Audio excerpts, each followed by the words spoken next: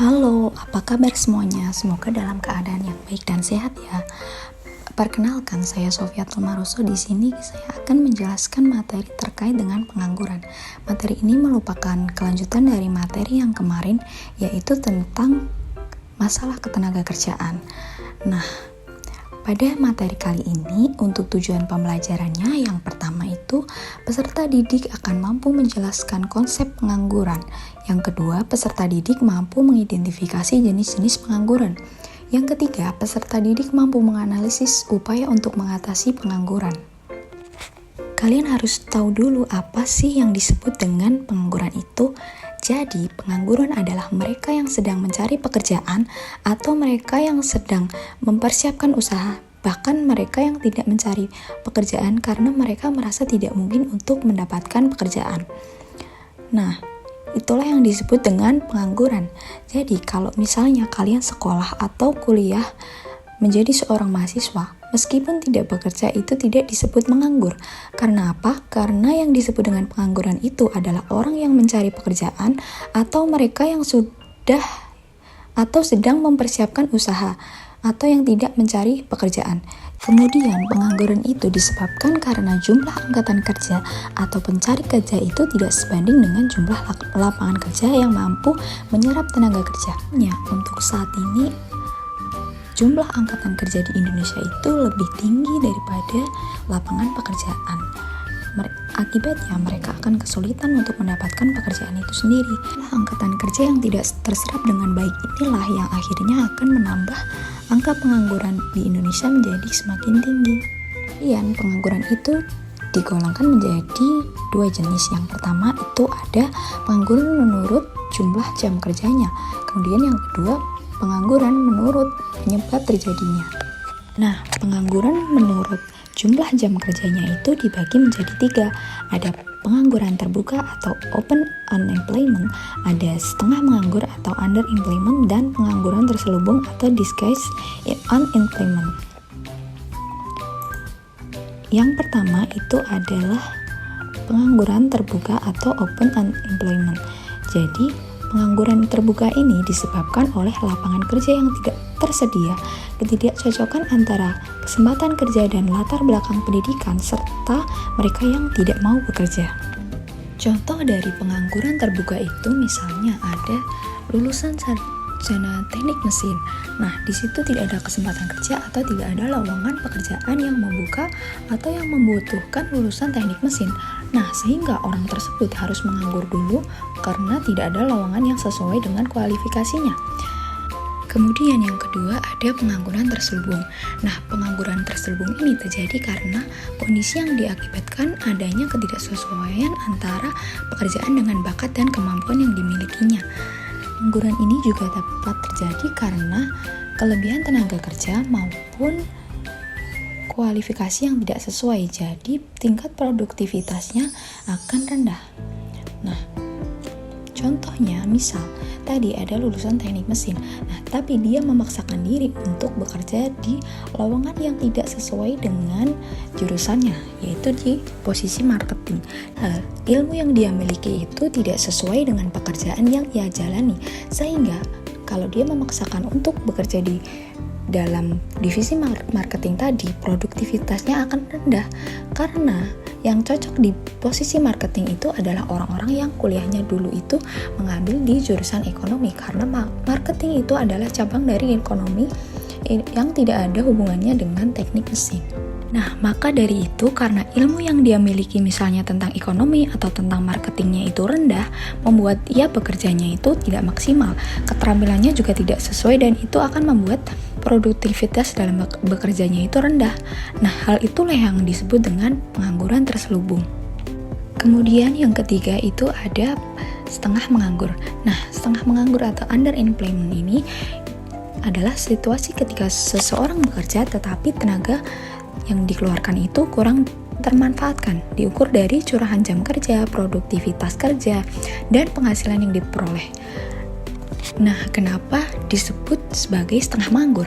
Jadi pekerja tadi itu bekerja kurang dari jam kerja normal atau kurang dari 35 jam per minggu. Biasanya itu mereka bekerja hanya sebentar saja, misalnya hanya 4 jam dalam waktu satu hari.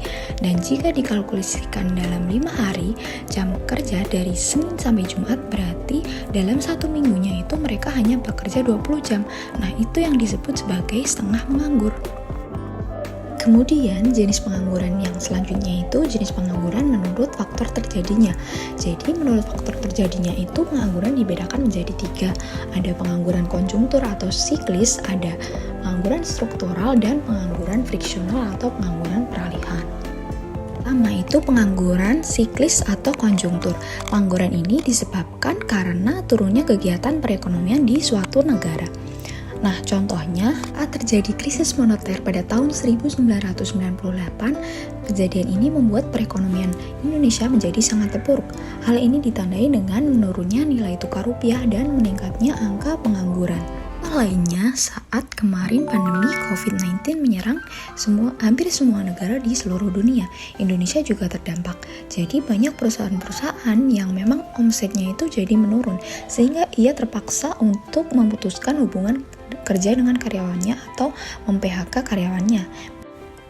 Nah, yang kedua itu ada pengangguran struktural. Pengangguran struktural ini diakibatkan karena pengaruh perubahan struktur ekonomi.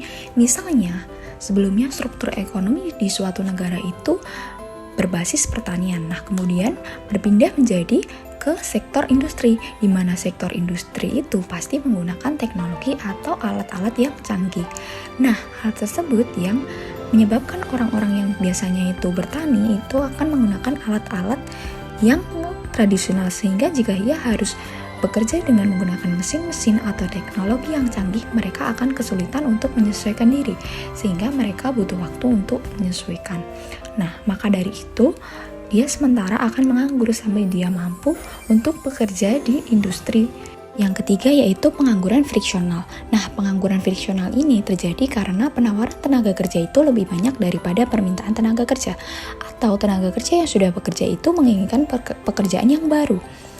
Nah, contohnya, misal ada seseorang yang tinggal di pedesaan, dia memiliki kemampuan yang cukup untuk bekerja di sektor yang mereka mau, tapi mereka memiliki keterbatasan informasi. Dan lowongan itu tidak sampai ke mereka, jadi mereka tidak mengetahui kalau ada lowongan suatu pekerjaan di suatu tempat yang mereka mau. Nah, itu tadi merupakan jenis-jenis pengangguran. Habis ini kita akan membahas terkait dampak dari pengangguran itu sendiri. Dampak dari pengangguran yang pertama itu dari sektor ekonomi.